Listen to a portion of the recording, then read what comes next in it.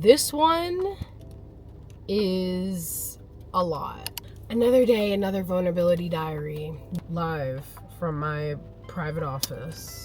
As this series goes on, I'm getting more and more vulnerable. I'm opening up about things that are really scary for me to talk about. I'm also very guarded. I've had people say to me before, I've been friends with you for a year and I kind of know who you are, and about you, but I feel like I don't know anything about you. And I'm like, yeah.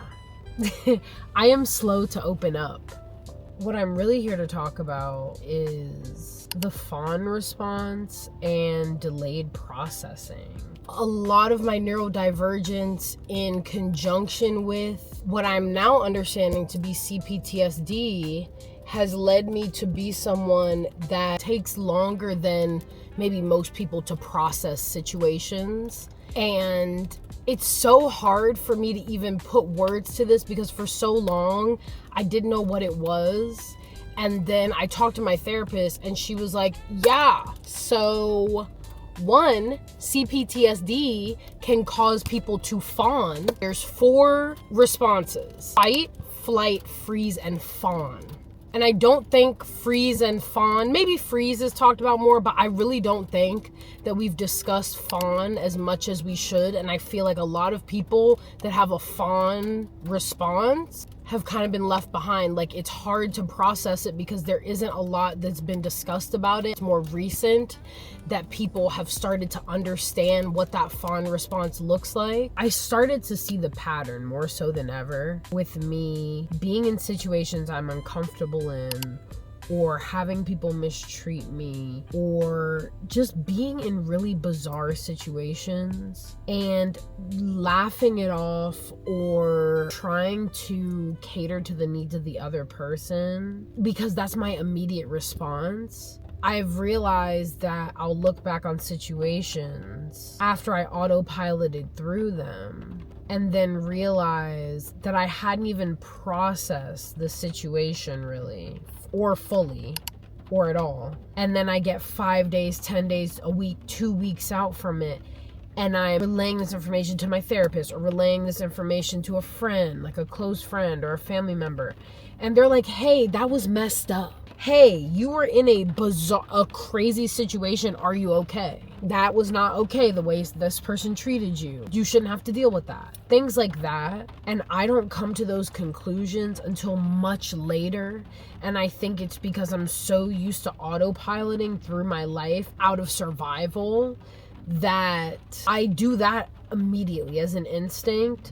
But then I'll think about the situation and be like, wait, what? And then realize that I actually do feel differently about the situation when I fully process it. It really does take me more time to process. And that has led to me feeling guilt and shame because I look back on these situations. I don't want my delay and understanding how I feel to be viewed as being fake or contrived. And so I think I automatically guilt and shame myself for the fact that I don't process until late. And I've never given myself the space to look back on a situation and say, you know what? You did process this later, and it's okay for you to feel the way you feel now. It is okay to have to process something and have your feelings change. Obviously, it's self-preservation, wanting to be able to exist in a space. Whatever it is, it's okay to come to terms with things that have gone on in your life and fully take the time to process them completely and decide how you feel about them and not feel guilty for it. Fawning can be a C-PTSD response. You're just immediately overwhelmed and all you're thinking about is the other person and making sure that they are comfortable, but you're also dissociated so much from yourself to get through the situation that you're not even seeing what's going on. And that's how I feel when I'm in crazy situations or anything that is a challenging social moment or a challenging relationship moment. Then I get through the situation And then I'm like having to think back on what happened and literally make and process it enough mentally to understand my POV on it, and you know, where I was wrong, where I was right in the situation. Or even if it's not something like that, just what was my response, like what was going on around me. I'll not process it, it'll happen, I'll be extremely confused, I'll be starting to process it, then I immediately gaslight myself because I want to give people the benefit of the doubt. So I'm like, you know what, it's chill. It's chill.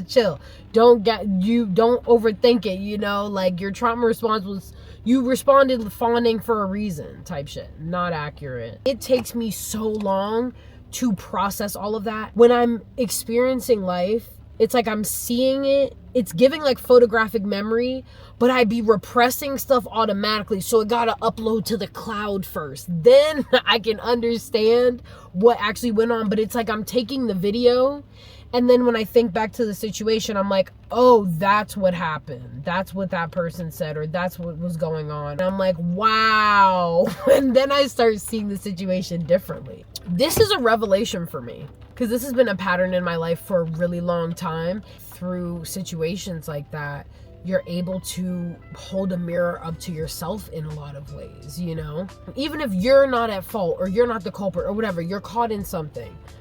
Just looking at the situation and seeing patterns in how you respond, patterns in how you process, patterns in your train of thought, it allows you to see more about yourself in a different way. That is what dealing with confrontation, dealing with hard conversations, multifaceted dynamics, things like that, it has allowed me to see patterns in the way I respond and be like, ooh, where's that from?